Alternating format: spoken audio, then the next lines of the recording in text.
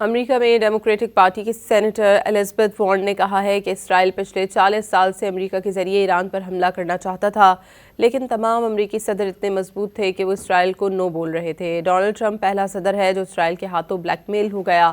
صحافی نے سوال کیا کہ کس بات پر بلیک میل ہوئے ہیں؟ ایپسٹین فائلز کا اس سے کچھ لینا دینا ہے؟ سینیٹر الزبتھ وارن نے جواب دیا کہ کچھ تو ہے جس سے ٹرمپ توجہ ہٹا کر جنگ کی طرف کرنا چاہتے ہیں۔ Israel has been trying for 40 years to get the United States to attack Iran, and every president of the United States has been strong enough to resist that. Donald Trump is the first guy who got manipulated into sending in our war fighters. How'd they manipulate him? Is that money? Is that blackmail? What is it? We don't know, but we know for sure that Netanyahu led and Donald Trump followed.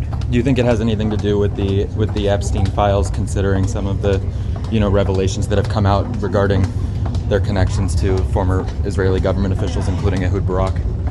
It's pretty clear that both Benjamin Netanyahu and Donald Trump want to distract people from looking at the Epstein files and asking more pointed questions.